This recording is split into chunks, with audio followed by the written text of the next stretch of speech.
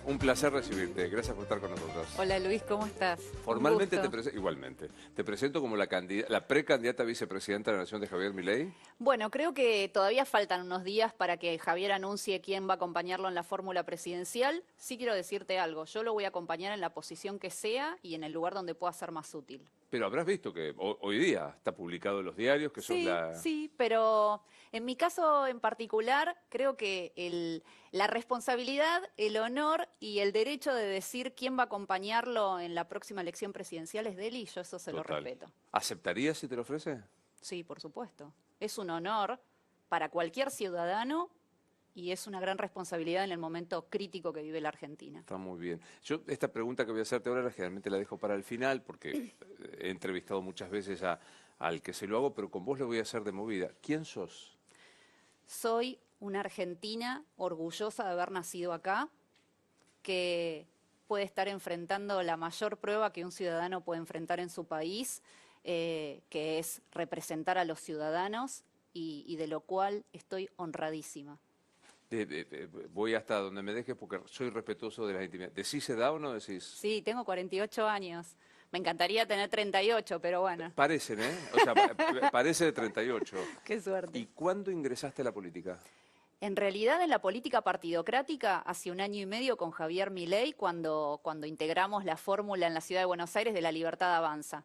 Pero me dedico a la política desde tiempos inmemoriales. Me encanta la política, en mi casa se hablaba de política, había mucha difusión de bibliografía, así que siempre estuve interesada y en lo puntual, si te tuviera que decir, fue cuando en el 2006 creamos la Asociación Civil Centro de Estudios Legales sobre el Terrorismo y sus Víctimas, que representó a las víctimas del terrorismo de la década del 70, que son las únicas víctimas que en nuestro país no tienen el reconocimiento de sus derechos humanos. Mi familia fue víctima del terrorismo. Contame un poco. Mi papá estuvo en una unidad militar que en democracia estuvo tomada por el ERP, por el Ejército Revolucionario del Pueblo, y fue torturado torturado y por supuesto secuestrado hasta que esa unidad militar se liberó al día siguiente. Esto ocurrió durante el año 73 en el gobierno de Lastiri. Y mi abuelo tuvo 4 tentativas de bomba. Mi abuelo era historiador naval. Es el contraalmirante más destacado en la historia, en el estudio de la historia naval en la Armada Argentina, y tuvo 4 tentativas de bombas de montoneros cuando yo era muy chiquita.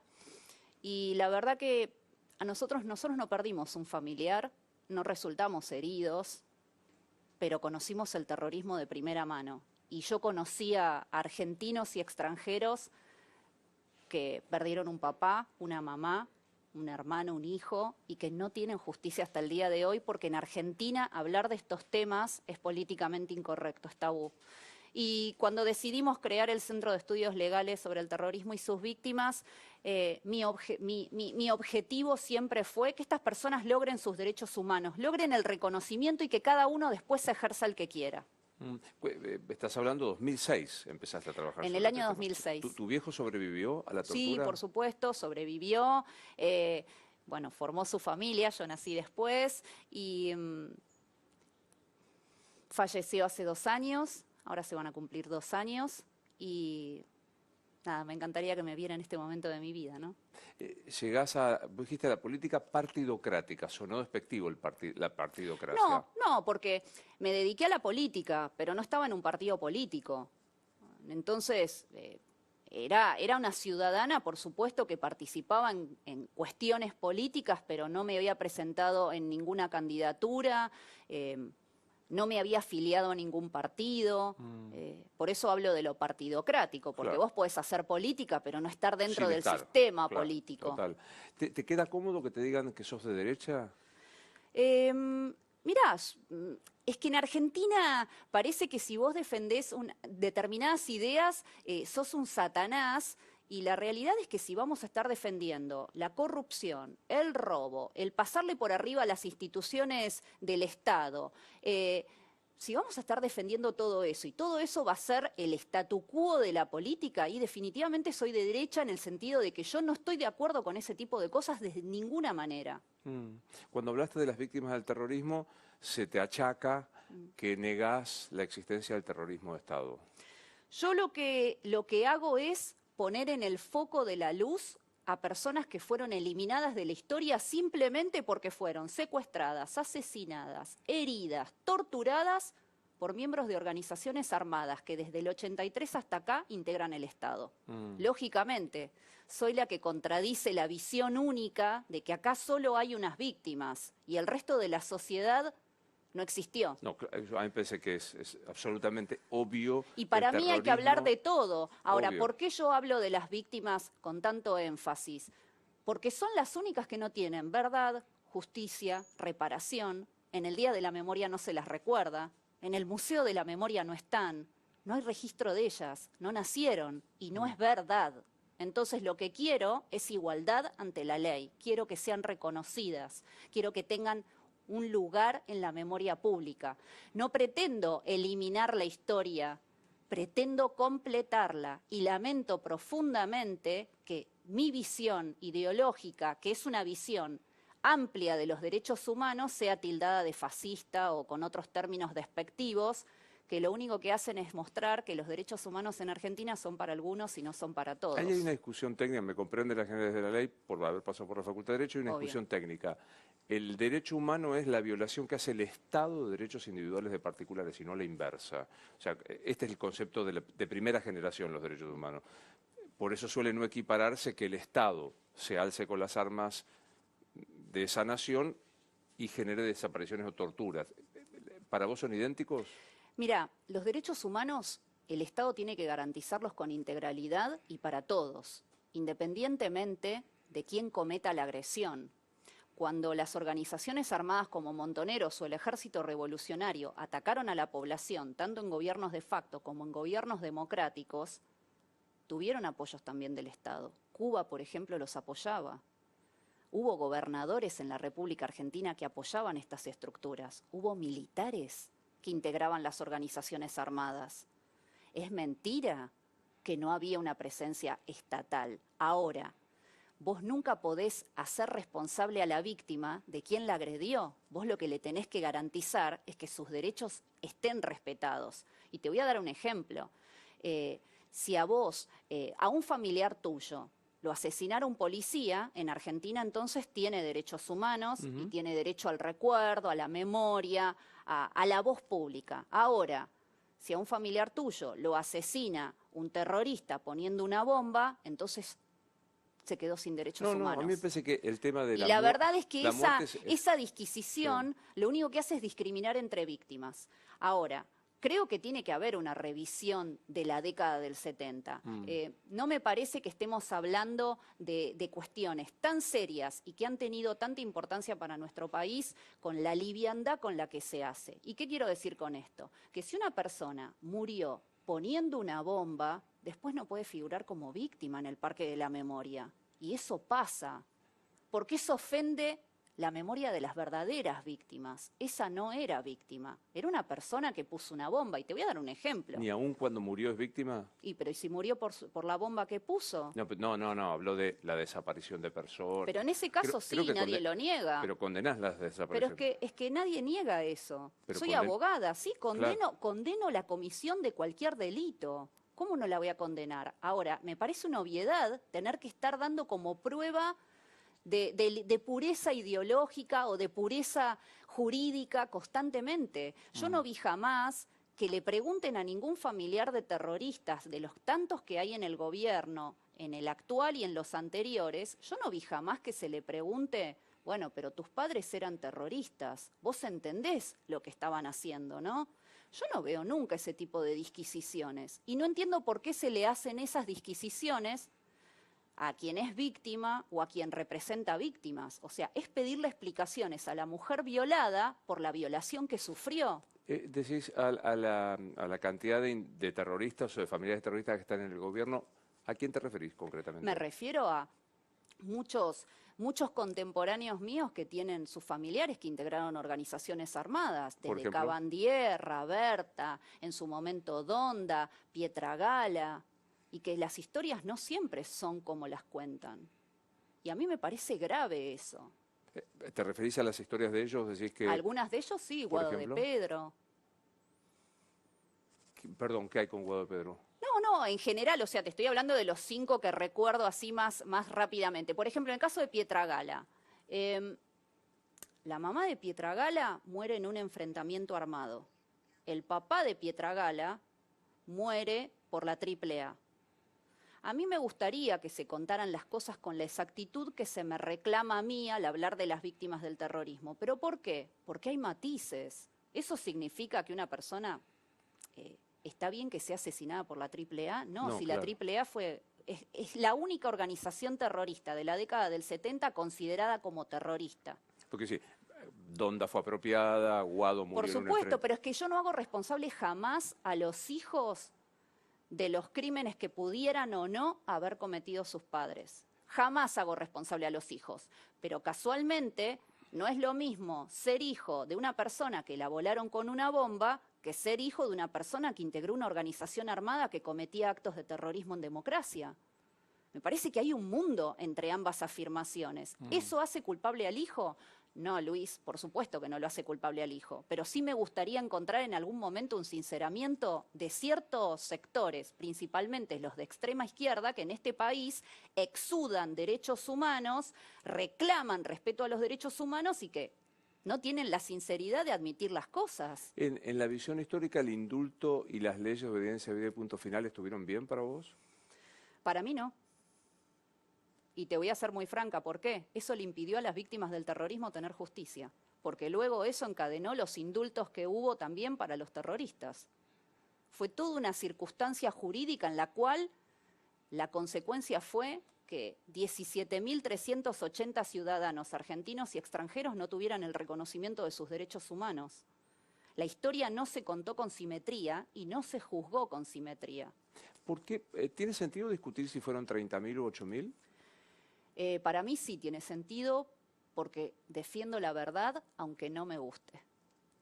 Entonces, si no fueron 30.000, ¿por qué estamos afirmando algo que no es verdad y que el terrorista que incluso inventó la cifra, que es Luis Labraña, lo admite? Si la cifra Graciela Fernández Meijide la estipuló en 7.954 personas, acá cerca tenemos el Parque de la Memoria. En el Parque de la Memoria hay 8.751 nombres. En el Registro Único de Víctimas del Terrorismo de Estado, que es un registro estatal, hay 8.700 personas. Entonces, ¿por qué admitimos una cifra? ¿Por qué toleramos que se nos mienta así en la cara? Si fueses vicepresidenta, ¿impulsarías alguna ley de reparación para las víctimas del terrorismo? Yo creo en la igualdad ante la ley, así que yo creo que tiene que haber reconocimiento para las víctimas del terrorismo. Pero de nuevo, cada víctima puede ejercer el derecho que quiere.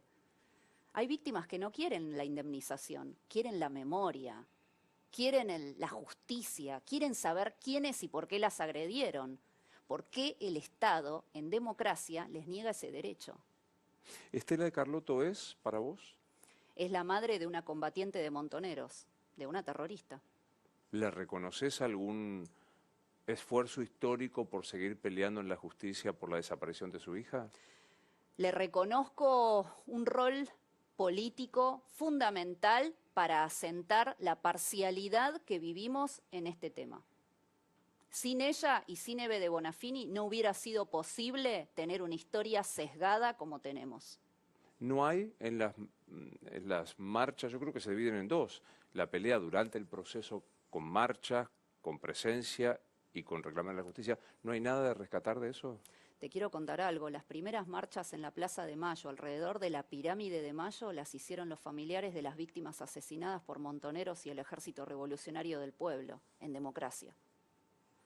Fue la ciudadanía la primera que dio vueltas en la Plaza de Mayo. Fue la ciudadanía la primera que en democracia no podía creer que se la agrediera en nombre de una revolución que nadie quiso. Y después la historia se tergiversó. Entiendo el dolor de una madre de un desaparecido, de una madre de un combatiente muerto en combate, de un combatiente, cuando hablo de un combatiente, es un terrorista que muere en combate. Sí, ¿cómo no voy a entender el dolor? Lo entiendo, el dolor humano. Lo que no voy a entender es la tergiversación histórica. No puedo entender eso. Pero no porque no lo quiera entender, es que tiene una intencionalidad política claro. que hasta el día de hoy generó indemnizaciones, cargos públicos, museos y parques de la memoria, sesgada. Pero digo, ¿el terrorista que puso una bomba merecía la desaparición? El terrorista que puso una bomba y muere por la bomba, ¿merece ser No, tildado no, de no, no. víctima? Eso es una cosa. Yo no Xilingo, creo que merezca la Xilingo, desaparición. Yo no estoy de acuerdo los con las vuelos de desapariciones. Pero tampoco estoy de acuerdo con que me mientan. ¿Con qué cosa? Con que me mientan con las cifras, con que me mientan haciendo pasar a personas que ellos mismos asesinaron cuando les ordenaron tomarse la pastilla de cianuro. Montoneros le dio una orden a sus combatientes de tomarse la pastilla de cianuro. Nosotros nos impresionamos porque en la intifada en Israel había terroristas que se ponían los collares de bombas y acá les ordenaban tomarse la pastilla de cianuro en el año 76, 77. Estamos aceptando cosas que tienen lesiones severas para lo que fue el futuro de la República Argentina y nuestro actual presente. Son lesiones. Hemos lesionado la verdad histórica, el sistema jurídico, las instituciones del Estado. Bueno, Hemos vanagloriado a un grupo de personas que decidieron voluntariamente que la libertad de sus acciones y la revolución ameritaba poner bombas, secuestrar, tomar unidades militares. Tomo tu reclamo de que la historia se contó sesgada, pero apoyás la condena a las apoyás el juicio a las juntas. Yo lo que apoyo es la igualdad ante la ley. Me hubiera gustado que el juicio a las víctimas, que el juicio a los cabecillas de Montoneros y el Ejército Revolucionario del Pueblo hubieran sido también televisado, se le hubiera pedido testimonio a las víctimas del terrorismo, se hubieran hecho libros y películas sobre ellos, y eso no pasó. Bueno, libros y películas lo hacen los artistas. No, pero está bien. juicios... No, el Estado empujó esto, momento. A ver, Luis, hay infinidad de libros, de publicaciones, de films que el Estado sostiene sobre esta visión sesgada de la historia. Si yo te preguntara el nombre de 5 víctimas del terrorismo, no me podrías decir Sí, claro que son. podría acordarme de Lambrusquini. Yo viví en Rosario, donde había atentados No, permanentes. sí, Yo soy obvio. mucho más viejo que vos.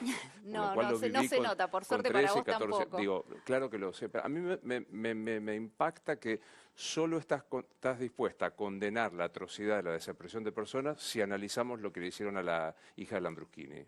Y una cosa no tiene que ver con la otra.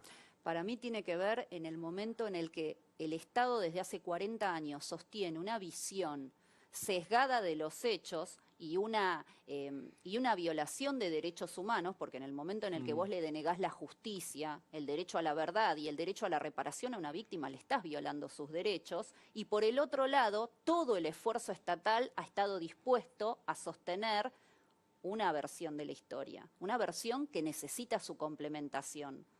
No hubo solo una parte de la sociedad habilitada a sentir dolor o que ha sufrido el dolor. Claro. Fue toda la sociedad. ¿Eso significa que yo tolero abusos del Estado, tolero la comisión de delitos? No, soy Más que abogada. tolerar, la pregunta es si condenás. Sí, los condeno, pero no caigo en la trampa de eliminar a mis víctimas, que son las víctimas de todo el pueblo argentino, de la visión pública. Claro. ¿Te queda cómodo definirte como liberal, como le gusta a Javier Milei? Vos sabés que yo tengo todo un tema con eso de las etiquetas, porque a mí me parece como que el ser sommelier de las ideas políticas es algo que no aporta. Yo me considero una persona patriota. No me interesa, Es una en etiqueta. algunas Patriota cosas, es una etiqueta. sí, pero me debo a la patria, me debo a Argentina. Mi visión siempre estuvo pensando en Argentina, entonces en algunas cosas puedo ser más conservadora, en otras puedo ser más liberal o más libertaria. Pero la verdad que lo que me define es que soy argentina. ¿El Estado debe prestar salud pública? Yo creo que sí, lo que tiene que realmente prestar es salud pública y no lo que hizo en la pandemia, que fue un desastre.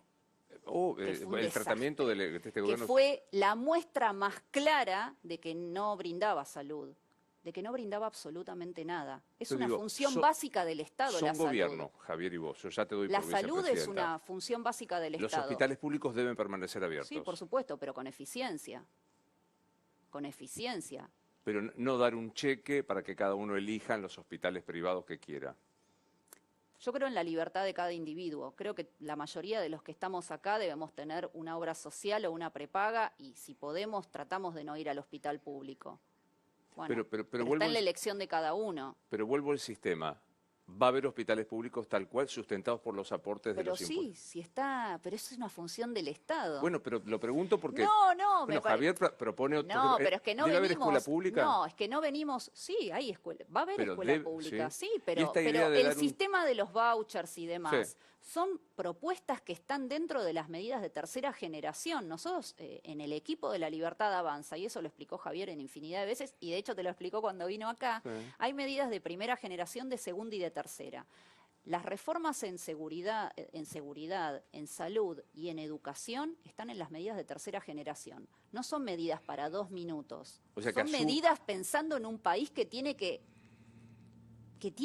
proyectar una estrategia Pero digo, a asume corto, Javier a y mediano y a largo plazo. asume la fórmula Milei-Villarruel y no cierra los hospitales públicos. No, ¿cómo vamos a cerrarlos? Bueno, tengo que preguntarlo porque el No. voucher no es una invención mía, la trajo acá Milei. Bueno, sí, es la propuesta que tiene respecto de educación, pero eso no significa que nosotros vamos a pasar primero por las instituciones del Estado, por el derecho, por la Constitución, por los tratados internacionales que Argentina ratificó y que nos obligan. O sea, nosotros tenemos una proyección de a lo que se apunta la República Argentina de acá a muchos años. Ahí hay un problema que Javier, me parece, al menos yo no encontré la respuesta. Vamos a pasar por las instituciones. ¿Van a negociar con la casta?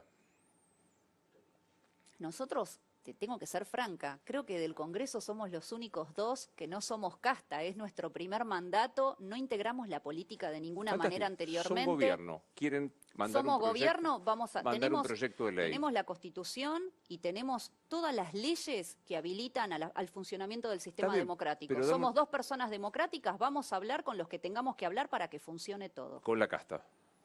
con quienes sean.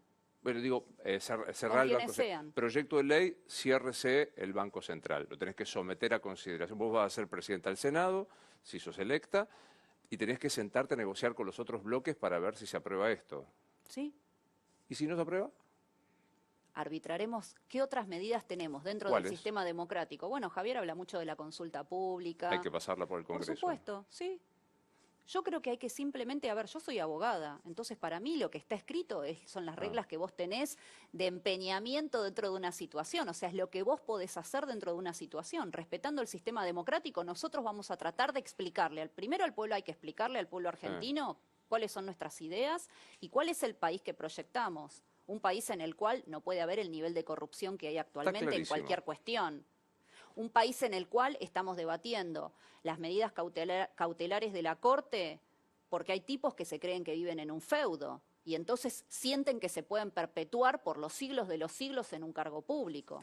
¿Te parece razonable la medida de la Corte de Tucumán Sí, y me San parece Juan? razonable primero que es el control de constitucionalidad de los actos de gobierno, la Corte Suprema. Entonces, el Poder Judicial, ¿no? Entonces, me parece fundamental que estemos controlando lo que hace el Poder Ejecutivo y lo que hacen los políticos en general. Segunda cuestión, no vivimos en un sistema feudal. Entonces, no estoy de acuerdo per se, claro. no estoy de acuerdo per se con que un gobernador o un vicegobernador que pasó a ser gobernador, que quiere ser vicegobernador. Sí, el primer periodo de la vieja vieja Constitución. Esto es la regla del comodín. Quieren jugar con el comodín en el sistema político completo y girar y girar y girar de un cargo en otro. Uñaki y Mansur tienen voluntad feudal. Y sí. Bien. Pero no fueron los únicos, está lleno de feudos en la Zamora, República Argentina. Infran. Pero vuelvo Por al eso, otro y no es la sistema. primera medida. Proyecto base de la economía, cerrar el Banco Central. Mandas un proyecto de ley, no tiene mayoría. Haces una consulta popular, no te la aprueban en el Congreso. ¿Y entonces? Mirá, yo te soy franca, miro con bastante esperanza todas las medidas que proyectemos porque en 1 año y medio Javier Milei sentó las bases del discurso económico de este país. No hay sector de la oposición y del oficialismo que no copien de alguna manera lo que él está planteando. Entonces, la verdad que creo que explicándole a la sociedad y planteando lo que nosotros proponemos y los efectos que tendría lo que proponemos, no creo que haya tanto impedimento. Es la voluntad popular la que nos entronizaría, la que nos pondría en ese lugar. Pero suponete que se da al revés, porque el pueblo no delibera, sino a través de sus representantes. Se da al revés en los representantes. No hay plafón para cerrar el Banco Central. ¿Admitirían no tener mayoría? Hay distintas opciones de reforma del Banco Central. Por ejemplo. Bueno, yo no soy economista, así que ahí es evidente que no te lo voy a explicar con la solvencia que te lo puede explicar Javier, pero hay 7 distintas opciones. Javier propugnaba la más pura, que era la banca Simon y la competencia de monedas, banca libre o banca Simon y la competencia de monedas. Esa es la más pura de todas las opciones. Hay 7 antes. Entonces, bueno, hay distintas posibilidades para llegar a una reforma del Banco Central. Es decir, que están dispuestos a negociar con el resto de los representantes, a los que, me acabas de decir, 255 diputados son casta, menos ustedes Mirá, dos. yo soy una persona que aún teniendo una posición sumamente definida en los temas de los que hablamos al principio, es una persona que sabe que tiene que hablar con otros, que convive en sociedad y que tiene que lograr que las cosas sean posibles, si no, no me puedo implicar en política. Y eso lo tenemos en claro los dos. ¿Hay alguien con quien no podrías tener diálogo del arco político? Hablaría con todos. Con el que no voy a tener acuerdo posible, por una razón de tipo moral, es con el que avala y sostiene la corrupción. No hay forma de que con esa persona... Cristina Kirchner me parece una persona que ha sido una tragedia para el país. De hecho, creo que hay que encontrar la manera de que la corrupción sea definida en este país y que aquel que ya está en un juicio oral y que ha tenido una condena en primera instancia, de alguna manera no continúe ejerciendo el cargo, más allá de que tiene la presunción de inocencia, por supuesto. Obvio. Y se la voy a reconocer siempre, sea ella o sea cualquiera. Es la garantía del sistema jurídico, la presunción de inocencia. Pero obviamente no estoy de acuerdo en que una persona esté ocupando un lugar de semejante importancia para el destino del país, en la cantidad de causas de corrupción, en el discurso, bueno, y ahí ya son otras cuestiones, en el discurso hasta violento que tiene. Cristina Kirchner es la corrupción y es innegociable. ¿Cambiemos el macrismo?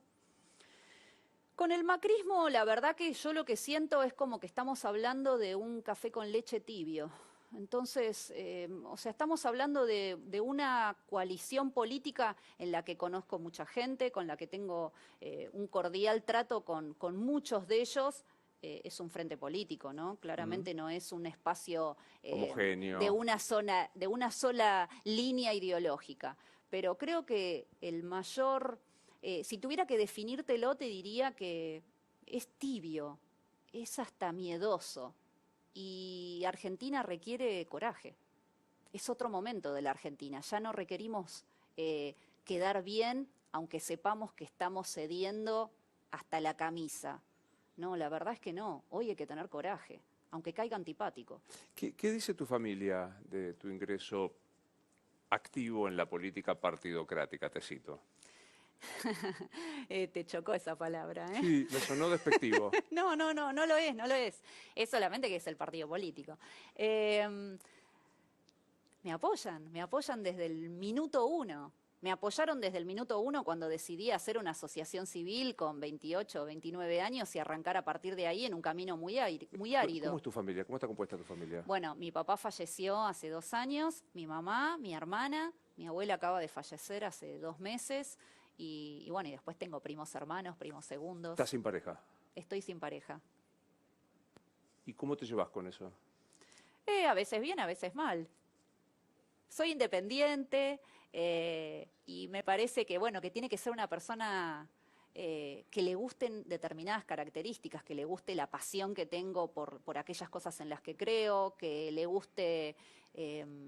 el sentido del humor que tengo en esta situación, que también hay que tenerlo porque es muy difícil la vida del político, no solo porque pueda ser difícil por las decisiones que tomas, es difícil porque en mi caso yo estoy viendo la destrucción de la Argentina en primera fila. Pero sabés y a mí que me resulta entrando doloroso. a este foco de exposición que es la eventual candidatura a vicepresidente, de esto te van a preguntar en cantidad. ¿Nunca tuviste pareja? ¿Nunca tuviste novio? No, sí, estuve casada, me divorcié y bueno, y sí, tuve novios. Pero... ¿Niños? No, no hay hijos. No. ¿Voluntad de tener niños?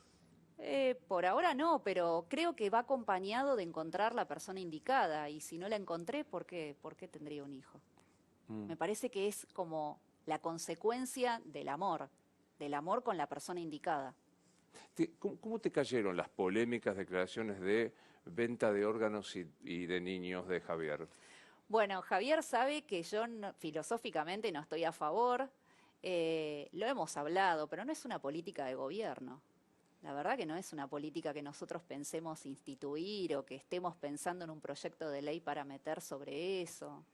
Es una cuestión de tipo filosófica y Javier no le escapa ningún tema y esa es una de las cosas que le valoro. Pero No le escapa nada. te hace ruido No me la gusta posibilidad de la compraventa filosóficamente. de un riñón. No creo que el cuerpo humano deba ser una mercancía, pero entiendo sí que Javier ve todo desde una visión, bueno, económica y desde su formación económica. Y de nuevo, no le escapa ninguna pregunta.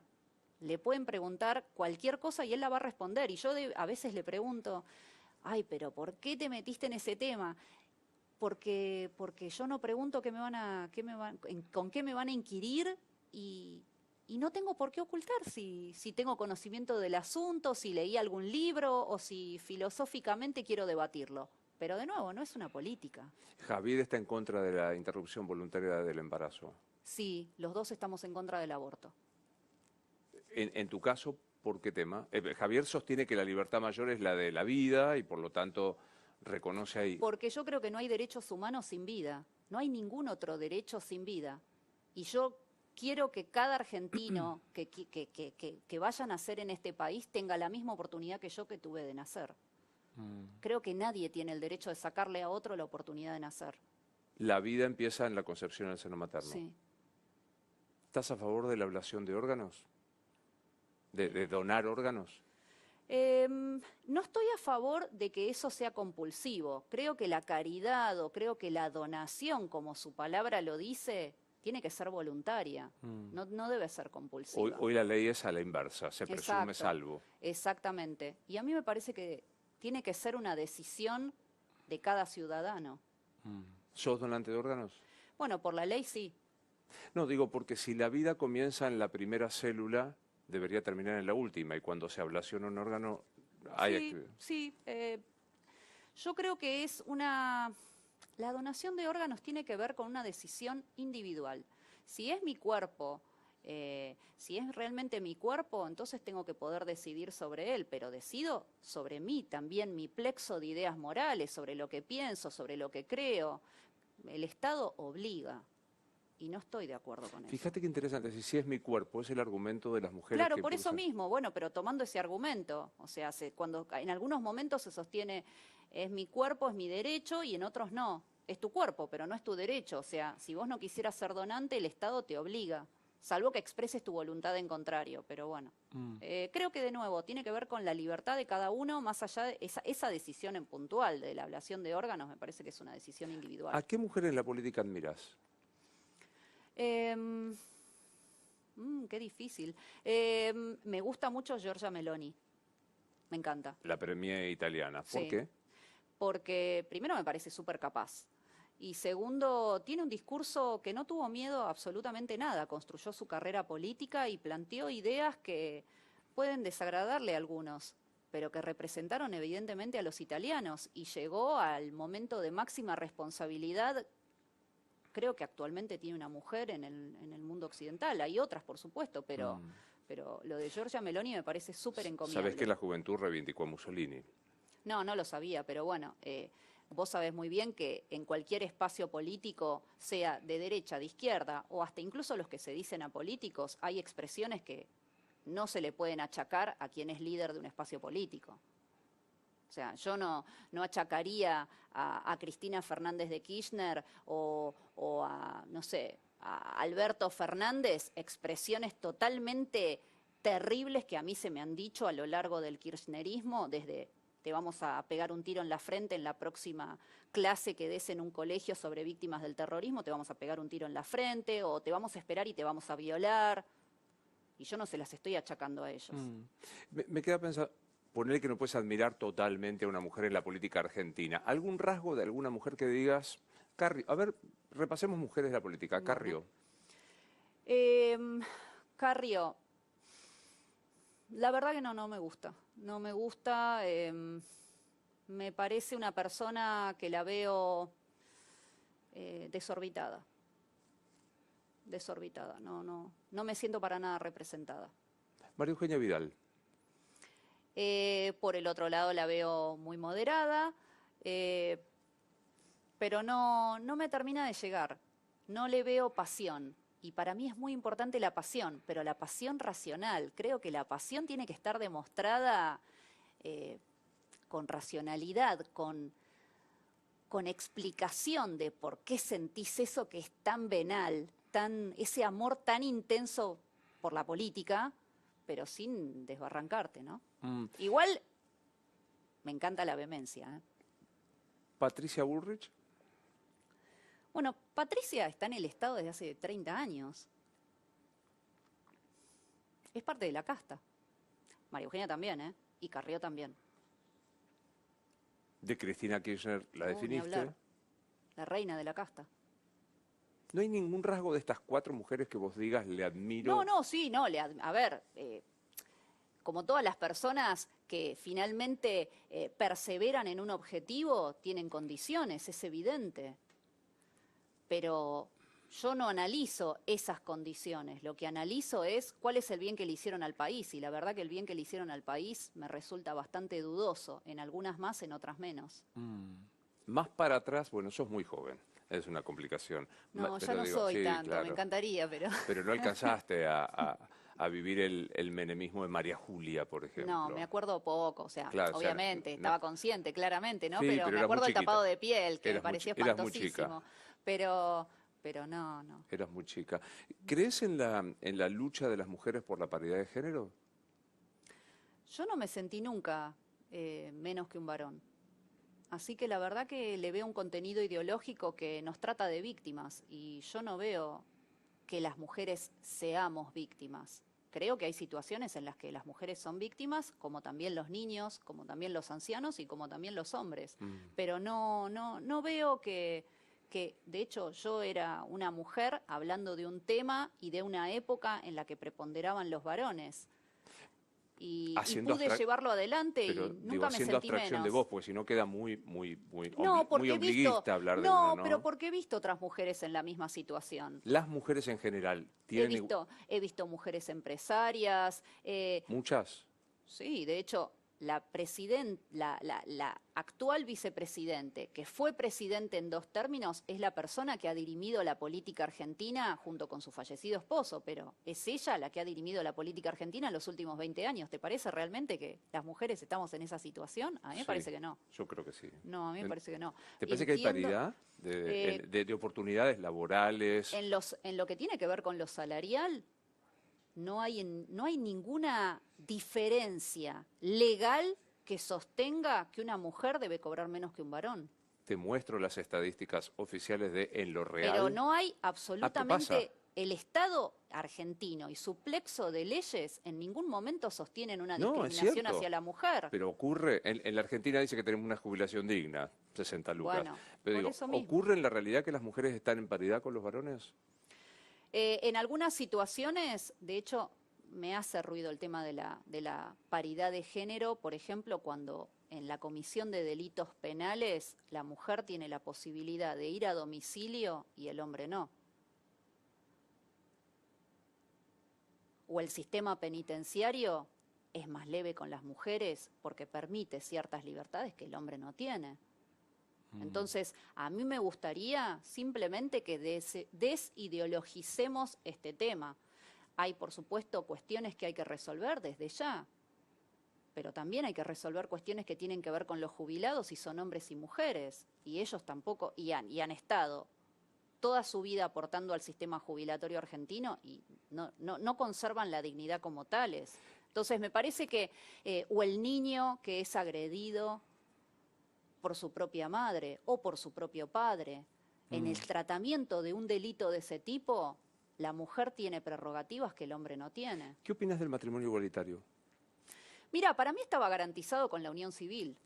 Yo te tengo que ser franca, en lo legal estaba garantizado, estaban garantizados determinados derechos. ¿Había que ampliarlos? Sí, pero llamarlo matrimonio, que es una institución que tiene que ver, si querés, más con lo religioso, sacando eso, Para mí todos tenemos Pero no derechos tiene ante que la ver con ley. los religiosos, ley civil, matrimonio. Sí, sí, por supuesto, pero es posterior a la consagración de la institución del matrimonio, que es una institución previamente religiosa. No, el matrimonio fue laico. Los matrimonios se No, celebraron sí, a lo sí, largo de la historia en sí, instituciones civiles. por supuesto, pero tiene toda una connotación que es de tipo religioso. Entonces, me parece que en la unión civil estaba garantizado plenamente y aquellas cosas que no tuvieran su reconocimiento legal había que ampliarlas y listo.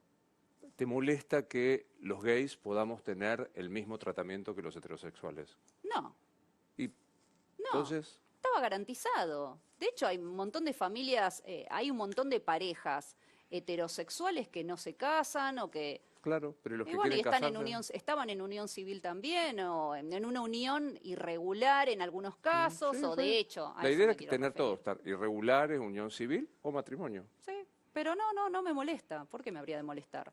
Por eso te lo pregunté. No, no.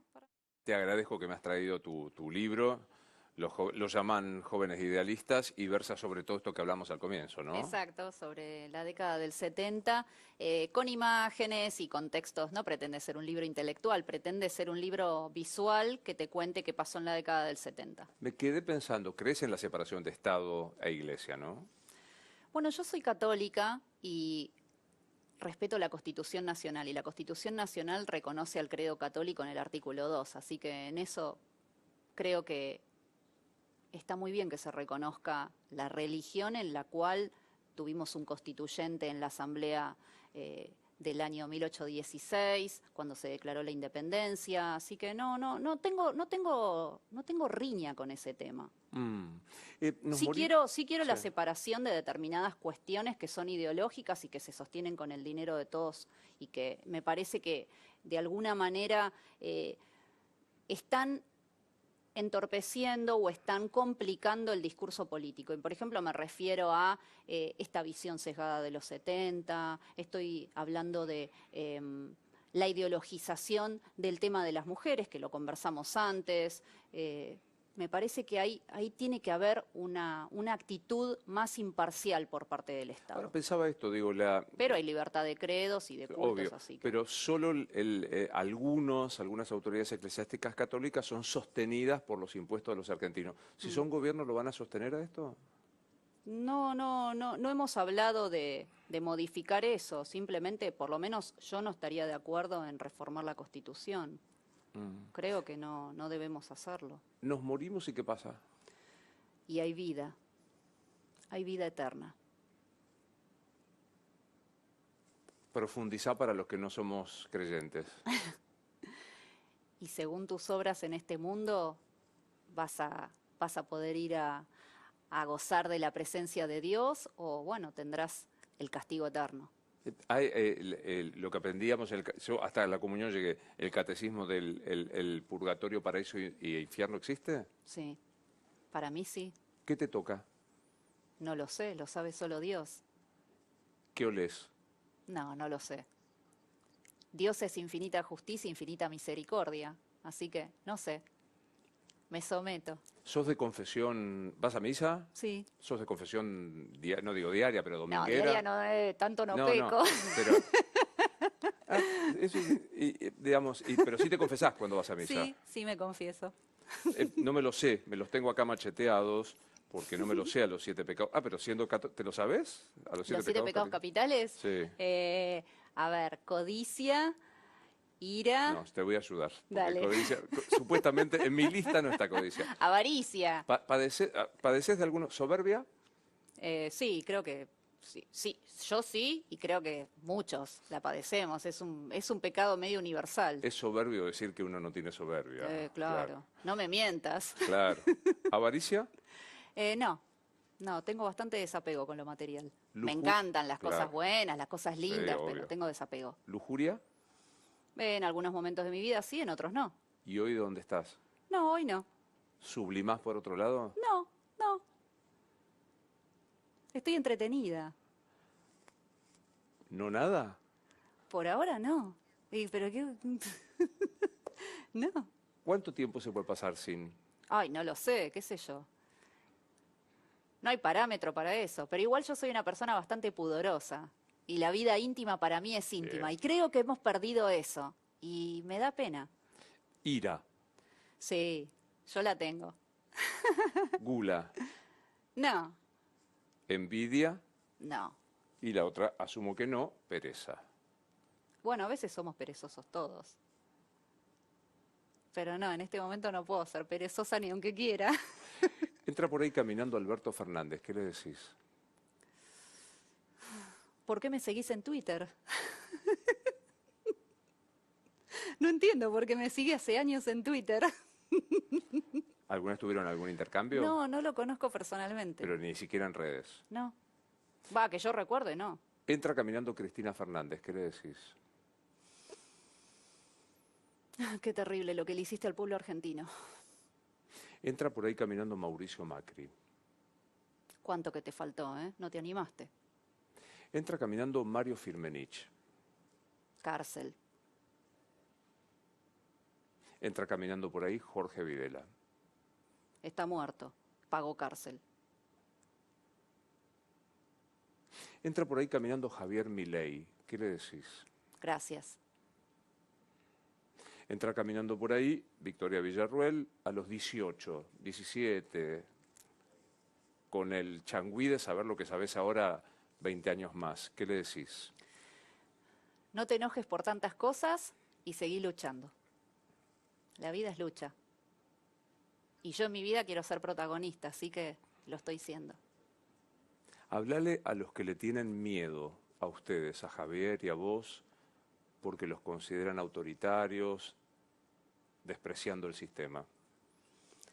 Si yo le tuviera que hablar al ciudadano que cree eso, simplemente le diría que lo que hacemos es defender el sistema democrático, lo que hacemos es defender la posibilidad de que cualquier argentino y extranjero que elija nuestro país para vivir tenga una vida digna, que sea dueño de su propia vida, que tenga la posibilidad de que sus hijos no se exilien, de comprarse su propia casa, de sentirse orgulloso como me siento yo de haber nacido en este país.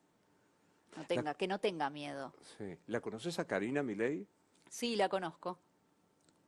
¿Cuánto hay de cierto que es la coach de Javier y tuya? Mía no, pero de Javier es la persona de confianza. Y es lógico. ¿Qué hermano no es la persona de confianza en una relación sana y fraternal para uno de sus hermanos? ¿Qué te pasa cuando se cuestiona ese vínculo, por ejemplo? Me parece repugnante como recurso. La verdad me da mucha vergüenza que se digan esas cosas y me imagino lo que les debe pesar a ellos que se diga eso. ¿Dormís con 5 perros en la cama? No, pero cuando tuve perros dormí con los perros en la cama. ¿Conocés los famosos mastines? Nunca me acuerdo la raza. Sí, son Bueno, sí, no, mastín de inglés. 36.000 veces No, me lo son han unos dicho. gigantes. ¿Los conocés? Sí, los conozco. No todos, porque algunos son buena onda y otros no. ¿Y te hace ruido que Javier hable de mis hijos? Me da un poco de gracia, pero yo también le decía mis hijitos a mis perros. No lo decía públicamente porque no salía en televisión, pero... ¿Hay algo que no te pregunté que te hubiera gustado que te preguntara? No, me encantó charlar. De a momentos es una entrevista que es difícil. Uno no está acostumbrado a estar en televisión como vos, pero no, me encantó charlar con vos. Buena suerte en la campaña. Gracias. Gracias.